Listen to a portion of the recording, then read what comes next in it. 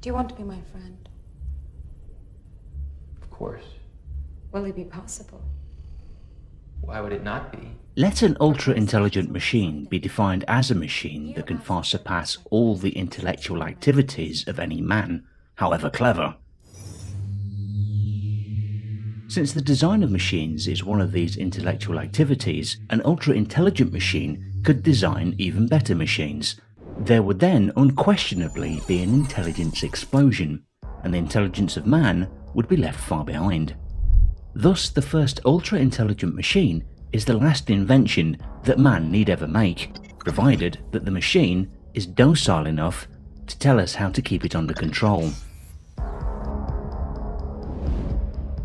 This was a quote from the work of the British mathematician I.J. Good, who in 1965 originated the concept now known as intelligence explosion, or the technological singularity, which anticipates the eventual advent of superhuman intelligence. According to the most popular version of the singularity hypothesis, called intelligence explosion, an upgradable intelligent agent will eventually enter a runaway reaction of self-improvement cycles, each new and more intelligent generation appearing more and more rapidly, causing an explosion in intelligence and resulting in a powerful superintelligence that qualitatively far surpasses all human intelligence.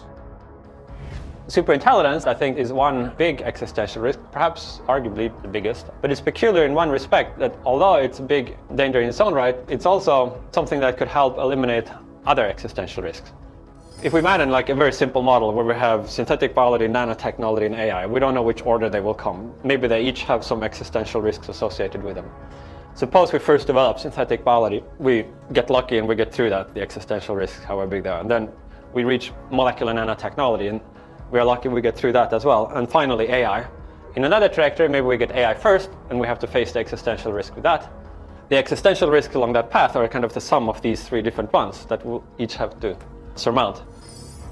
The first use of this concept of singularity, in its modern sense, occurs at least as early as 1983 in the coming Technological Singularity essay by Vernor Vinge, referring to a hypothetical future development of advanced machines, in which he wrote that the singularity would signal the end of the human era, as the new superintelligence could continue to upgrade itself and would advance technology at an incomprehensible rate.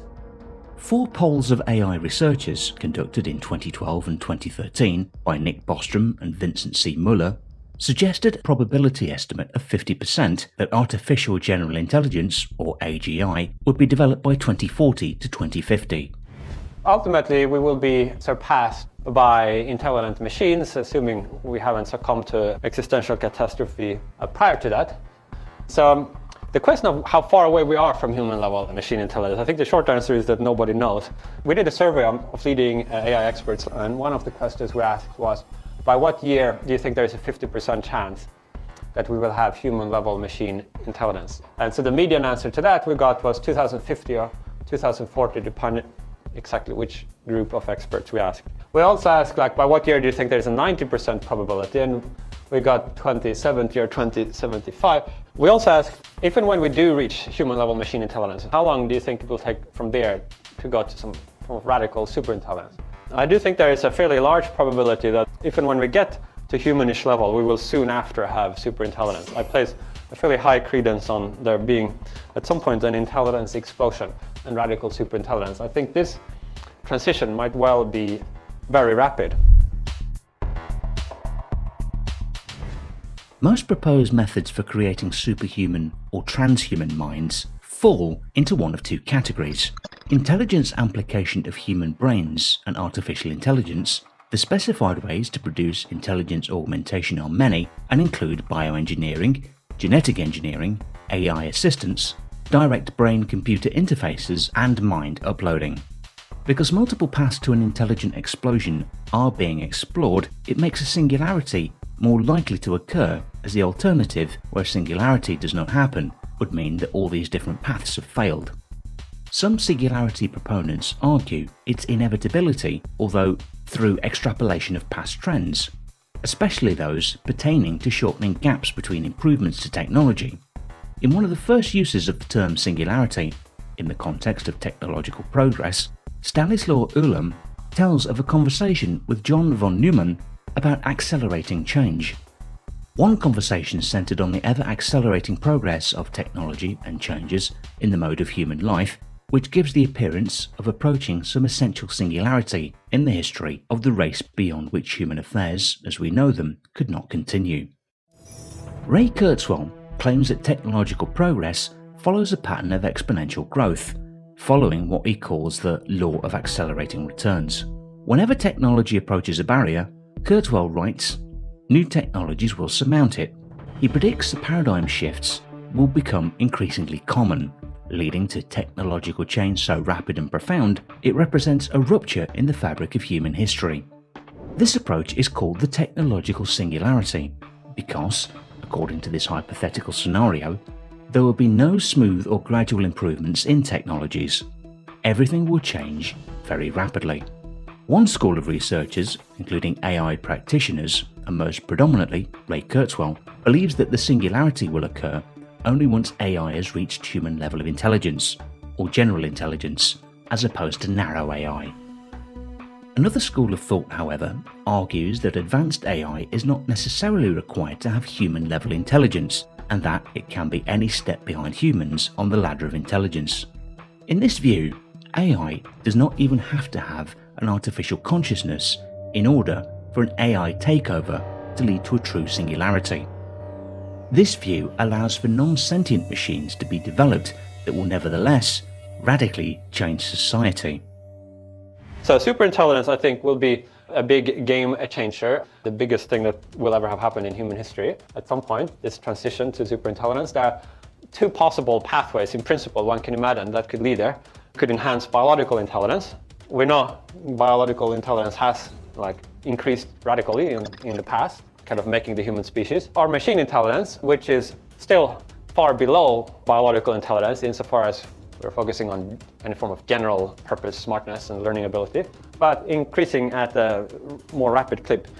So specifically, you could imagine interventions on some individual brain to enhance biological cognition, or improvements in our ability to pool our individual information processing devices to enhance our collective rationality and wisdom. There are some kind of hybrid approaches you can imagine between biology and machines, the Cyborg Approach.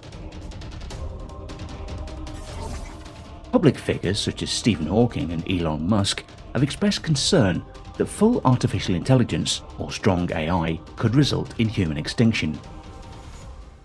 But the consequences of the singularity and its potential benefit or harm to the human race have been intensely debated. Philosopher Nick Bostrom defines an existential risk as one in which an extinction-level event is not only possible but likely. He argues that an advanced artificial intelligence is likely to be an existential risk.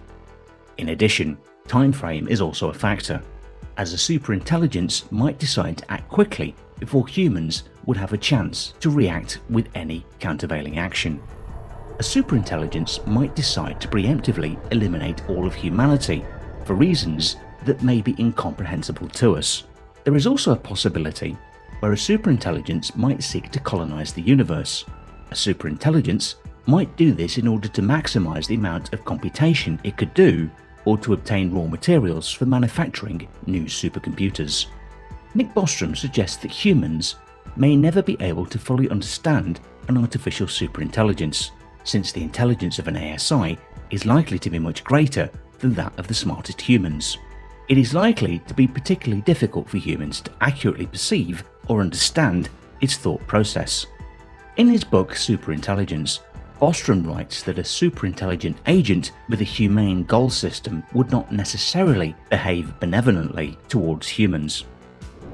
While it may seem alarmist to worry about these scenarios in a current world where only narrow AI exists, we do not know how long it takes, or if it's even possible, to develop safe artificial superintelligence that shares our goals.